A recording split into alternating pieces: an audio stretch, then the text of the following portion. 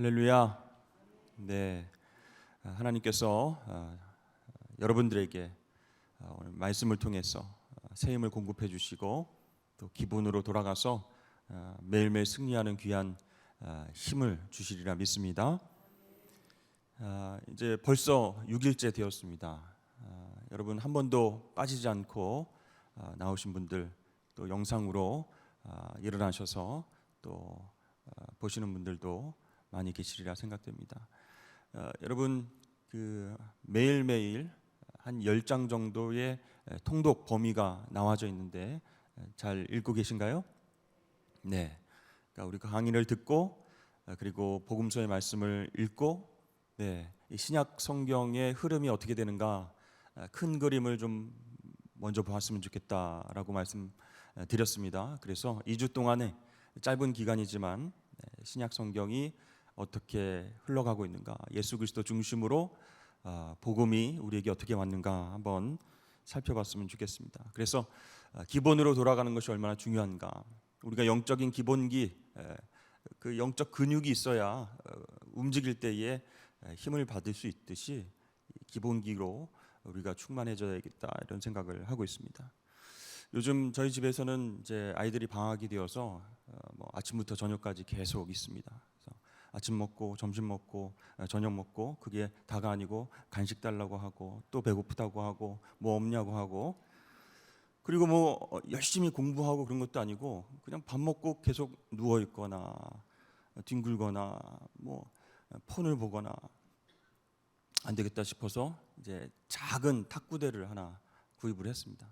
큰 사이즈는 이제 집에 두면은 어렵기 때문에 미니 사이즈의 탁구대를 사가지고 이제 식사하고 나서 운동을 안 하려고 하니까 계속 이제 치는 겁니다. 근데 아이들이 배운 적이 없잖아요. 기본기가 없잖아요. 그러니까 이제 탁구공을 그냥 넘기는 거에만 급급한 거예요. 그래서 한번 그거를 여러분 보시면 놀랄 겁니다. 막 그냥 이렇게 했다가 저렇게 했다가 막 넘기는 모습을 보면 너무 웃겨서 이제 운동을 못할 정도인데, 그래서 그런 생각을 더 하게 됩니다. 이게 운동에는 기본기가 참 필요하구나. 그래도 어떻게든 이렇게 움직여서 그렇게 함께 지내려고 노력하고 있습니다. 우리가 신앙생활 할 때도 기본기가 있지 않으면 힘들고 어려운 충격과 고난이 오면은 쉽게 흔들리는 거예요. 그러나 복음의 기본기가 튼튼한 사람은 이제 흔들리지 않는 것이죠. 그렇게 여러분 주님과 더불어서 기본기를 쌓아가실 수 있기를 축복합니다. 우리 잠깐 복습하고 신약 성경을 우리가 예수 그리스도의 세계, 그 다음에 여러분 성령 시대, 첫 번째가 뭐예요? 교회 시대 말씀드렸습니다. 그 다음에 성령 시대 두 번째가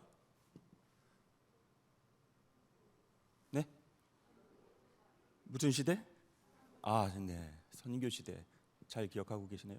이렇게 신약 성경을 세 파트로 나눌 수 있다 이렇게 말씀을 드렸습니다. 예수 그리스도의 시대는 사복음서를 통해서 우리가 볼 수 있고, 성령 시대의 원투는 사도행전 그리고 서신서를 통해서 우리가 확인할 수 있다 이렇게 말씀드렸죠. 그래서 오늘부터 예수 그리스도의 시대를 크게 나누면 탄생, 어린 시절, 이것을 이제 사생애라고 얘기를 합니다. 사자는 사생애, 개인적인 이제 성장이 있었던 시대, 그렇죠? 그 다음에 두 번째는 공생애, 공적으로 그렇게 일하셨던 3년간의 시기가 바로 공생애. 그다음 세 번째는 십자가, 부활, 승천. 그래서 예수 그리스도의 시대의 사복음을 통해서 이렇게 세 가지로 우리가 나눠서 생각해 볼 수 있다. 그러면 오늘부터 탄생 어린 시절에 대해서 살펴볼 텐데요. 예수님께서 탄생한 그 방법은 굉장히 신비로운 방법이었죠. 그래서 어느 종교에도 있을 수 없는 동정녀 탄생에 대해서 우리가 생각해 보겠고요. 두 번째는 예수님의 족보가 나오는데 어디에 나오는지 혹시 여러분 아십니까? 신약 성경에 마태복음하고 누가복음에 두 군데에 나와 있습니다. 족보에 대해서 우리가 생각해 보았으면 좋겠습니다. 그다음에 탄생 시 일어났던 일, 그것을 우리가 살펴보면 좋겠고요. 그다음에 네 번째로 첫 유월절을 예수님께서 어떻게 보내셨는가, 오늘 짧은 시간이지만 이 네 가지에 대해서 함께 살펴보도록 하겠습니다. 여러분, 첫 번째 이 동정녀 탄생, 한번 자막을 밑에 한번 보시죠. 그 밑에 설명이 있는데 함께 읽어보겠습니다. 시작. 예수님은 인간의 원죄를 갖고 태어나시지 않았다. 이게 내용이에요. 사실 여러분, 초대교회가 핍박을 받을 때 물리적으로 어떻게 믿는 사람들을 핍박을 했습니까? 사자밥으로 던져주거나 아니면 고문을 할 때도 물에 불린 짐승 가죽을 이렇게 몸에 묶었습니다. 그래놓고 햇볕에 두게 되면 어떻게 되죠? 이 물에 불린 가죽들이 팽창하면서 사람의 뼈가 막 이 안에서 부서지고 그렇게 고통스럽게 죽어가는 것입니다. 그렇게 교회가 핍박을 받는데 여러 가지 이제 이유가 있지만 그게 물리적으로 핍박을 하는 방법이고 또 영적으로 핍박하는 방법이 있었어요. 그것은 뭐냐면 복음의 내용을 왜곡하는 것이었습니다. 그 중에서 이 동정녀 탄생과 부활, 이것은 심히 왜곡되었다. 이것은 거짓이다. 어떻게 사람이 동정녀의 처녀의 몸에서 잉태할 수 있느냐? 꾸며낸 얘기다. 그리고 사람이 죽었는데 어떻게 부활할 수 있느냐? 예수를 따르는 사람들은 다 거짓된 사람들이다. 사회를 선동하고 질서를 문란하게 하는 사람들이다 해서 잡아 죽이고 고문하고 힘들게 했습니다. 저는 그런 생각을 한번 해봤어요. 하나님께서는 이렇게 논란이 될 만한 일들을 왜 계획하셨을까? 복음이 정말로 많은 이들에게 퍼져나가길 원하신다면 나중에 이렇게 스캔들 또 논란 이런 것들을 좀 차단하시고 예수님이 이 땅에 오시게 하셨으면 어땠을까? 왜 한 여인을 통해서 동정녀 탄생이라고 하는 그런 방법을 통해서 예수님이 이 땅에 오게 하셨나? 다른 방법은 없었나? 그런 생각을 좀 하게 됐습니다. 여러분, 왜 예수님은 동정녀에게서 태어나셨습니까? 이사야 선지자 예언에 보면 이새의 줄기에서 한 싹이 나며 그 뿌리에서 한 가지가 날 것이다. 그 얘기는 뭐예요? 이새의 아들, 이새의 뿌리 다윗 왕의 계보에서 메시아가 나올 것이다. 그런 예언입니다. 근데 실제로 예수님께서 다윗의 후손으로 태어난다면 문제가 생깁니다. 어떤 문제 있죠? 다윗도 죄인인데 인류의 대속을 위해서 오시는 메시아가 죄 있는 사람이라면, 다윗의 후손이라면 그 대속도 이루어질 수 없다. 그렇죠? 인간은 죄인이기 때문에 다윗의 후손으로 온다면 그 메시아가 죄인의 후손으로 오는 것 아니겠습니까? 그러니까 이것이 메시아 탄생의 딜레마인 거예요. 만약에 구약에 이러한 예언이 없었으면 간단합니다. 인류의 대속을 위해서 하나님께서 죄 없는 존재를 하늘에서 뚝 떨어뜨려 보내시고 이 사람이 메시아다, 너희를 구원할 것이다, 이렇게 말씀하시면 돼요. 그런데 하나님은 우리에게 예언해 주셨다는 거예요. 다윗의 후손으로 메시아를 보내겠다, 이미 약속하셨어요. 그 약속을 성취하셔야 되기 때문에 어쨌든 다윗의 후손으로 와야 됩니다. 근데 진짜로 다윗 후손으로 메시아가 태어난다면 이 죄인이라는 거예요. 이 딜레마가 된다는 거예요. 그러니까 결론은 이 예수님이 탄생하실 때 다윗의 후손이면서 죄 없는 사람으로 태어나셔야 된다라는 그런 얘기죠. 자, 하나님이 이 문제를 어떻게 푸셨을까요? 우리가 도저히 상상하고 생각지도 못했던 방법으로 이 문제를 해결하셨습니다. 바로 유대인의 결혼 관습으로 해결하셨다는 거예요. 여러분, 이스라엘의 결혼 제도는 굉장히 독특합니다. 어린 자녀를 둔 부모들끼리 아이고 우리 나중에 이제 아이 자라면은 사돈 맺읍시다 뭐 이렇게 이제 얘기를 하는 거예요. 그러면서 정말 진지하게 약혼을 하게 됩니다.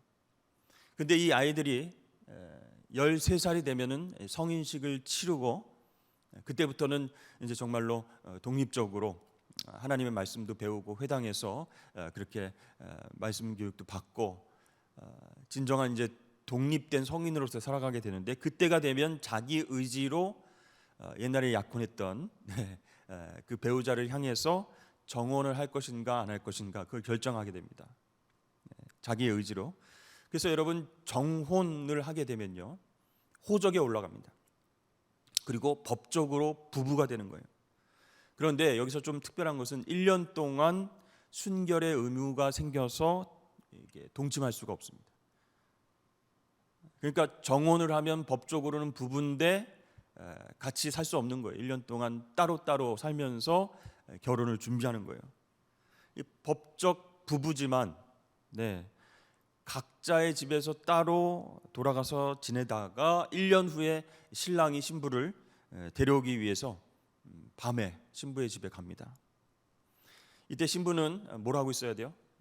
등불을 준비해서 신랑에게 자신의 얼굴을 보여주고 정혼한 사람이 나요, 잘 만나 확인해 보시오, 이렇게 그 확인 절차를 거친 다음에 이제 데리고 가는 거예요. 이게 바로 마태복음 25장에 나온 열처녀 비유에 나오는 그 결혼 풍습 이야기가 그대로 이제 나와 있죠. 자, 그러면 예수님이 어떻게 태어났나 여러분 생각해 보십시오. 마리아와 요셉이 정혼을 했습니다. 그렇죠? 그러니까 법적으로는 부부가 된 거예요. 그 상태가 되었을 때 마리아가 성령으로 잉태를 했습니다. 그러니까 요셉의 법적인 아들이면서 요셉의 씨는 아니다라는 거예요. 그러니까 다윗의 후손으로 오시면서 죄가 없으신 분으로 태어나게 되었다는 것입니다. 야, 이게 정말 놀라운 하나님의 계획이고 하나님의 역사라는 것이죠. 근데 여러분, 그 로마 카톨릭에서는, 천주교에서는 마리아를 어떻게 가르치고 있어요? 원죄가 없는 사람이다, 원죄가 없는 성모 마리아다, 이렇게 얘기하고 있죠. 기념일을 또 지킵니다. 원죄가 없이 우리에게 오신 성모 마리아. 근데 여러분, 어떤 문제가 생길까요? 그러면 마리아를 낳아준 아버지 어머니는 원죄가 없는 분인가? 또 마리아가 요셉과 더불어서 또 다른 자녀, 예수님 말고 또 다른 자녀를 낳았는데 그 예수님의 형제들은 과연 원죄가 없는가? 이런 문제가 생긴다는 것이죠. 그러니까 죄가 없으시면서 다윗의 후손으로 오신 분은 메시아, 예수님 한 분이시라는 거예요. 그러니까 마리아가 남편이 아닌 성령의 능력으로 예수님을 잉태했으니까 마리아는 원죄가 없는 것이 아니죠. 뭐 여러분 생활하면서도 그것을 이제 깨달을 수 있습니다. 그렇죠? 여러분들도 결혼해서 살다 보면 여자가 원죄가 있다는 사실을 다 이제 아시게 될 것이죠. 그렇죠? 그렇기 때문에 죄 없는 메시아로, 그렇지만 다윗의 후손으로 오시는 방법이 바로 이스라엘의 독특한 결혼 제도를 통해서 그렇게 하나님이 역사하셨다라는 것입니다. 자, 그 다음에 족보입니다. 두 번째 족보. 아까도 말씀드렸지만 마태복음하고 누가복음이 나왔다고 했는데요. 한번 밑에 부분 읽어보겠습니다. 시작. 이스라엘의 구원자일 뿐 아니라 온 인류의 구원자이시다. 족보를 통해서 이 두 가지를 알 수 있다라는 것이요. 이스라엘의 구원자로 오셨고 또 한편으로는 온 인류의 구원자로 오셨다. 자, 그게 무슨 말인지 한번 살펴보겠습니다. 사복음서에 이제 마태복음과 누가복음에 족보가 나오는데요. 족보 여러분 읽어보셨죠? 네. 똑같습니까? 다릅니까? 마태복음에 쓰여진 족보와 누가복음에 쓰여진 족보가 다르죠? 네. 마태복음 1장 1절 한번 보여주시죠. 어떻게 시작하죠? 아브라함과 다윗의 자손 예수 그리스도의 계보라, 이렇게 하고 그 다음부터 누가 누구를 낳고 누가 누구를 낳고 계속 이렇게 아이를 낳 그런 족보의 이야기가 나온다는 거예요. 그러니까 아브라함이 이삭을 낳고 이삭은 야곱을 낳고 야곱은 유다와 그 형제들을 낳고 계속 낳고 그래서 이 마태복음의 족보는 조상부터 아래로 내려가는 그런 하향식 족보다 이렇게 얘기를 합니다. 누가 누구를 낳고 이 사람은 또 누구를 낳고 이렇게 밑으로 내려가죠. 하향식 족보입니다. 그러나 누가복음은 좀 독특합니다. 예수님은 요셉의 아들이니 그렇죠? 그 다음에 요셉의 이상은 헬리오 이렇게 얘기합니다. 그러니까 예수님부터 시작해서 그 위로 계속 올라갑니다. 그래서 누가복음 3장 한번 보여주시죠. 23절에서 24절까지 말씀 보시면 예수께서 가르치심을 시작하실 때에 30세쯤 되시니라. 사람들이 아는 대로 요셉의 아들이니 요셉의 위는 헬리오, 그 위는 마따시오, 그 위는 레위요, 그 위는 멜기요, 그 위는 안나요, 그 위는 요셉이요. 계속 이제 위로 올라가는 거예요. 그래서 이 누가복음 족보는 예수님부터 위로 올라가는 상향식 족보다 그렇게 이야기를 합니다. 그러니까 족보가 하나여야 될 텐데 마태복음에 나오는 족보와 누가복음에 나오는 족보가 다르다는 거예요. 서술 방식도 다르고 열거된 조상들의 이름 보십시오. 다 달라요. 차이가 납니다. 아니 이게 무슨 족보인가? 족보는 딱 하나여야지. 그 사람의 어떤 그렇죠? 위치를 알기 위해서 그 조상들로부터 지금 위치에 이르기까지 어떤 분이 있었나 이게 확실해야 되는데 틀리다는 거예요. 왜 그럴까요, 여러분? 성경은 어떻게 쓰여진 책이에요? 성령의 감동으로 쓰여진 책이다. 하나님께서 감동해 주셔서 사람의 손을 통해서 기록하게 하셨어요. 소설이 아니라는 거예요. 그렇다면 두 책에 나오는 족보의 차이가 있다는 것도 하나님의 분명한 의도 가운데에 나온 것이다라는 것이죠. 자, 마태복음에는요, 우리가 열왕기에서 보던 다윗 계통 왕들의 이름이 계속 나오고 있습니다. 그래서 요시야 왕을 거쳐서 바벨론 포로 이후의 왕들 이름이 계속 나오다가 이제 딱 그칩니다. 그리고 13대 만에 예수님의 아버지 요셉이 등장을 합니다. 그러니까 하나님은 이 마태복음 족보를 통해서 왕으로 오실 메시아를 기다리는 그 유대인들에게 예수님이 다윗 왕의 계보를 통해서 오셨다, 이걸 말씀해 주는 거예요. 그래서 이 마태복음은요, 여러분 처음부터 끝까지 읽어보시면 왕으로 오신 예수 그리스도를 강조하는 그 세계관으로 되어 있습니다. 이 마태복음은 유대인들이 다윗 왕의 계보로 오실 메시아를 기다리고 있었잖아요. 그들에게 맞다, 예수님은 다윗 왕의 계보로 오신 메시아이시다, 이걸 강조하기 위해서 히브리적 세계관을 가지고 왕들의 이름까지 쭉 열거해 놓은 겁니다. 그래서 다윗 왕의 자손으로 오신 메시아를 기록하고 있어요. 그래서 요셉과 마리아 중에서 아버지인 요셉 중심의 계보가 쭉 내려가게 되는 거죠. 그렇죠? 하향식 족보가 되는 거죠. 그다음 누가복음은 여러분 저자가 누구입니까? 누가죠. 누가복음의 저자는 누구입니까? 하면 누가. 이 누가는 안디옥 교회에서 예수님을 믿게 된 헬라인입니다. 유대인이 아니에요. 의사입니다. 그렇죠? 그래서 이 유대인들은 이방인들에게는 구원이 없다라고 생각했어요. 멸시했어요. 개처럼 여겼습니다. 오직 자기네들만이 선택받은 민족이고 구원받을 수 있다라고 생각을 했죠. 그러나 유대인이 멸시하는 이 이방인들도 예수 믿으면 구원받을 수 있다라는 것을 강조하는 그런 세계관이 녹아져 있어요. 그래서 누가복음에 나타난 메시아는요, 유대인만 구원하기 위해서 다윗 왕의 계보로 오신 메시아가 아니라 모든 인류를 대속하기 위해서 오신 그런 분으로 묘사를 하고 있다는 것이죠.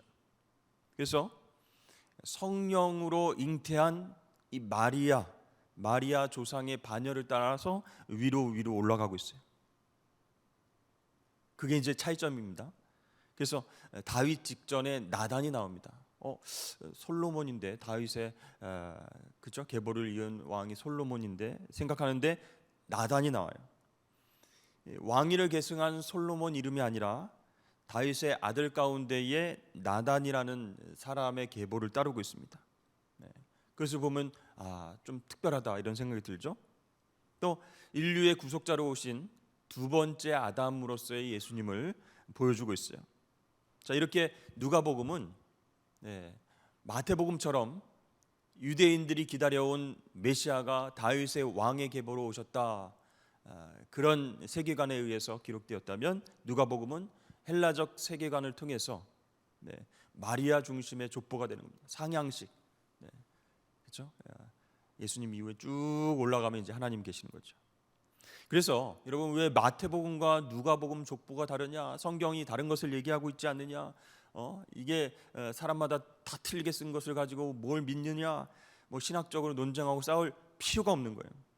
서로 상충되는 게 없습니다. 부분적인 것이 합쳐져서 하나님의 뜻을 이루게 되는 거예요. 그래서 마태는 이 예수님이 구약의 언약대로 다윗 왕의 계보를 따라서 이스라엘의 왕으로 오신 분이다, 이것을 강조하고, 누가는 예수님이 아브라함의 후손이기 때문에 모든 이방인의 빛으로 오신 예수님이다, 이걸 강조하고 있는 거예요. 자, 예수님이 오신 목적은 무엇입니까? 약속의 자녀인 이스라엘을 회복시키시기 위해서 공생의 기간 동안 여러 가지 일을 하셨다고 그랬죠. 가르치시고, 그렇죠? 선포하시고, 고치시고, 이 모든 사역을 한마디로 요약하면 회복이다 그랬습니다. 그래서 이스라엘을 회복하기 위해서 오신 것이 예수님 목적인데, 그러나 이 이스라엘의 존재 이유가 온 인류를 구원하기 위한 하나님의 뜻이다라고 할 때에 예수님은 궁극적으로 온 인류의 구원을 위해서 오셨다라는 거예요. 그래서 마태복음과 누가복음의 족보가 다르다라는 것입니다. 그 다음에 세 번째, 탄생 시에 일어난 일들 한번 읽어보겠습니다. 시작. 의미는 온 인류의 왕이었으나 현실은 가장 낮은 자였다. 그렇습니다. 정말 온 인류를 구원하시기 위해서 오신 왕이었지만 현실적으로 보면 너무나 초라하고 너무나 낮은 곳에 임한 그런 예수님의 모습을 볼 수 있습니다. 첫 번째는 인류의 왕, 또 이스라엘 왕으로 오신 예수님을 우리가 무엇을 통해 알 수 있어요? 엘리사벳의 예언이라든지 동방 박사가 별을 보고 막 찾아오다가 왕이 태어난다고 하면은 예루살렘, 수도인 예루살렘에서 태어나야 할 텐데 예루살렘이 아닌 것 같아요. 그래서 거기 있는 사람들에게 물어봅니다. 왕이 어디에서 태어나시는가 했더니 종교 지도자들이 성경 말씀을 인용해서 베들레헴이다 이렇게 가르쳐 주죠. 자, 그렇게 동방 박사가 아기 예수의 탄생을 알고 별의 관찰을 통해서 경배하러 오게 됩니다. 또 목자들이 아기 예수의 탄생을 알고 찾아와서 경배를 드린다는 거예요. 자, 그런 사건들이 있을 때에 분봉왕 헤롯이 큰일 났다. 이 헤롯은요, 자신의 어떤 정체성이 유대인이 아니기 때문에 이 왕권을 위한 조바심이 굉장히 강했습니다. 그래서 결혼도 어떻게 했어요? 하스몬 왕가의 공주와 결혼을 했죠. 정통성이다, 나는 유대인의 뿌리다, 이런 것을 강조하기 위해서. 그리고 유대인들의 환심을 사기 위해서 성전을 짓습니다. 헤롯 성전인데 그것을 40년 동안 정말 어마어마한 큰 공사를 통해서 성전을 짓게 되죠. 근데 나중에는 이 헤롯이 어떻게 합니까? 그 아내도 죽이고 아들도 죽이는 거예요. 그만큼 이 왕권에 대해서 굉장히 불안해했던 사람이에요. 그런데 동방 박사가 나타나서 새로운 왕이 어디 태어나셨느냐 이렇게 물어보니까 깜짝 놀란 거죠. 그래서 어떻게 하죠? 남아를 다 학살해라, 남자 아기들을 다 학살해라, 그렇게 무시무시한 명령을 내립니다. 자, 이렇게 이스라엘 왕, 인류의 왕으로 예수님이 베들레헴에서 탄생하셨지만 현실적으로 보면은 동방박사하고 목자들만 경배를 했고 초라한 마국간에서 태어나셨다는 거예요. 마국간에서 왕이 태어나시고, 그리고 또 목숨을 부지하기 위해서 애굽으로 피신하시고, 그리고 또 시간이 지나서 나사렛으로 올라와서 이름 없이 유아기를 보내게 됩니다. 그러니까 왕은 왕이신데 많은 세상 사람들에게 왕처럼 보이지 않는 거예요. 비천한 모습, 정말 평민의 모습, 그런 모습으로 우리에게 다가오셨다라는 것입니다. 탄생 시에 일어난 일들이 여러 가지가 있었지만 그것을 통해서 온 인류의 왕으로 오신 분은 겸손의 자리, 낮은 자리에 오셔서 그렇게 우리를 섬기셨다. 그 섬김의 절정은, 클라이막스는 십자가였다라는 것이죠. 우리 빌립보서 2장 6절에서부터 8절까지 말씀 함께 읽어보도록 하겠습니다. 시작. 그는 근본 하나님의 본체시나 하나님과 동등됨을 취할 것으로 여기지 아니하시고 오히려 자기를 비워 종의 형체를 가지사 사람들과 같이 되셨고 사람의 모양으로 나타나사 자기를 낮추시고 죽기까지 복종하셨으니 곧 십자가에 죽으심이라. 아멘. 근본 하나님의 본체, 하나님이신 그분이 하나님과 동등됨을 취할 것을 내려놓고 다 버리시고 종의 형체를 가지고 이 땅에 오셨다, 성육신하여 오셨다라는 것입니다. 그래서 우리와 똑같은 환난과 고난과 모든 것을 경험하셨어야만 했습니다. 하나님이신 그분이 시간과 공간의 제한을 받으시면서 다른 사람들과 똑같은 삶을 사셨어야 돼요. 밥을 먹고 물을 마시고 그리고 졸리면 자야 되고 막 여러 가지 일을 하면 피곤하고, 이렇게 우리를 대속하기 위해서 인간의 몸으로 오셨다. 죽기까지 복종하셔서 십자가에서 죽으셨다. 우리를 사랑하시는 섬김의 클라이막스가 바로 십자가에서 나타났다라고 말씀드릴 수가 있습니다. 자, 그리고 네 번째 보시죠. 첫 번째 유월절. 한번 읽어보겠습니다. 시작. 어린 양으로서의 자신을 자각하시다. 그렇습니다. 자, 나사렛에 사는 요셉과 마리아. 나사렛이 어딘지 여러분 기억나시죠? 갈릴리 호수, 갈릴리 바다의 남서쪽에 위치한 작은 시골 마을입니다. 거기에서부터 어디로? 예루살렘까지 내려오게 되는 거예요. 그렇죠? 약 120km 되는 엄청난 거리인데 걸어서 오든지 나귀를 타든지 이렇게 해가지고 내려오게 됐죠. 이 요셉과 마리아가 12살 된 소년 예수님과 예루살렘에 갔습니다. 절기를 지키기 위해서, 유월절 절기를 지키기 위해서. 근데 잃어버린 거예요. 그래서 어떤 사람들은 야, 부모가 얼마나 칠칠 맞으면 그 아이를 또 잃어버리고 고향으로 가려고 했다가 애가 없네 하고 다시 예루살렘으로 돌아가고 그러냐, 얼마나 부주의하냐, 이렇게 얘기를 하지만 여러분, 성전의 구조와 많은 사람들 때문에 그렇게 된 것이에요. 그 당시 헤롯 성전이 얼마나 어마어마하게 컸습니까? 그리고 그 당시 성전은요, 이방인이 들어가는 뜰, 또 남자만 들어가는 곳, 여자만 들어가는 뜰, 이것이 다 따로 있었어요. 근데 아이는 12살이죠.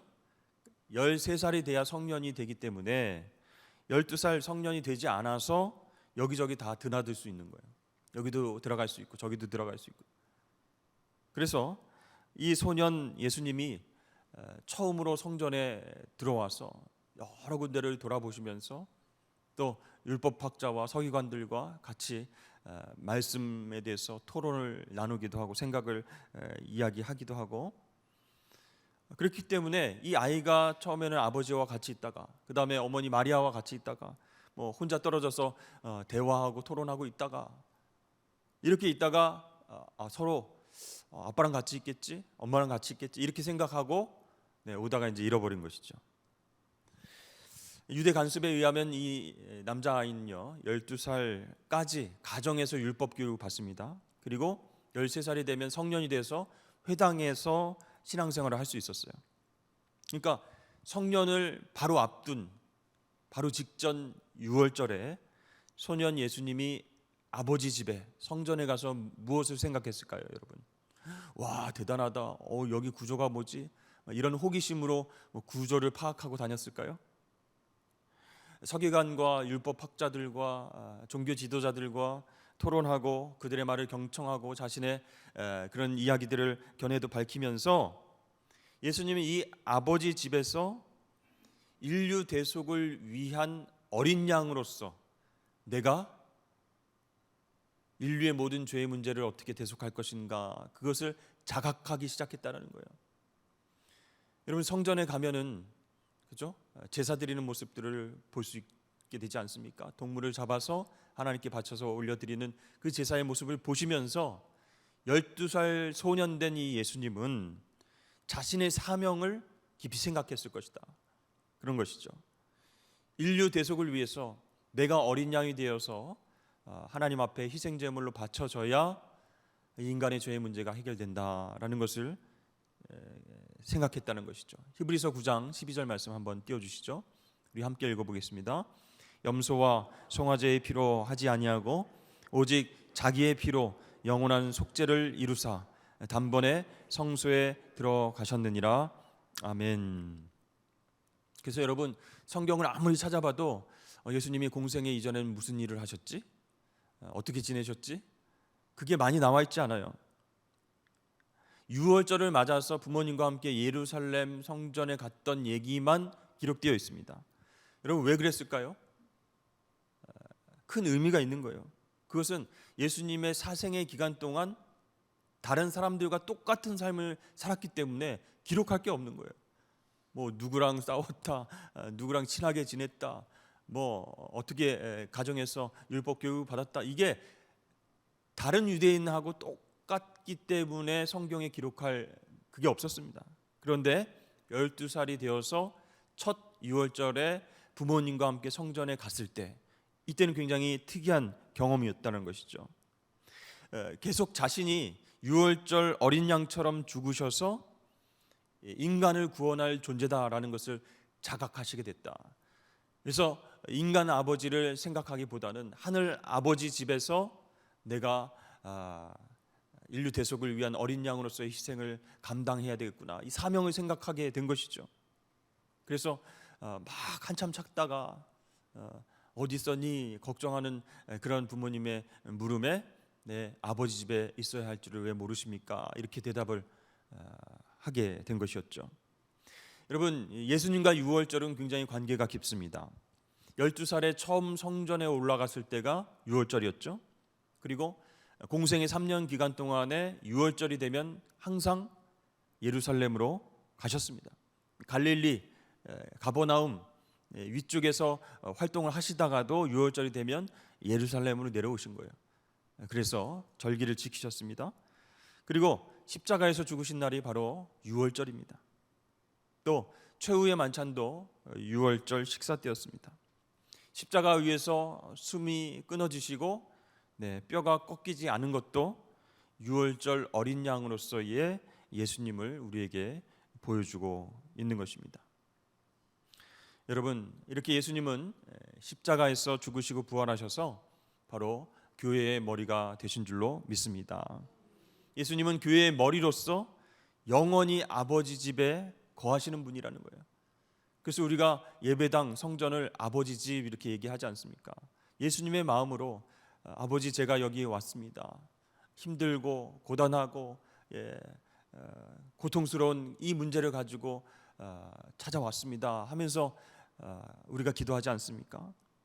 예수님은 다시 오실 때까지, 재림하실 때까지 교회의 머리로서 영원히 아버지 집에 거하시고 우리와 함께 하시는 줄로 여러분 믿으시길 바랍니다. 그 예수님이 어떻게 탄생하셨고 탄생하기에 있었던 여러 가지 사건들을 통해서 정말 왕이신 그분이 비천함 가운데 거하셨구나, 우리의 죄를 사하시기 위해서 섬김의 클라이막스 십자가까지 올라가셨구나 라는 것을 여러분 기억하시고 그 예수 그리스도를 나의 주인으로 삼으시는 매일매일이 되시길 주의 이름 축복합니다.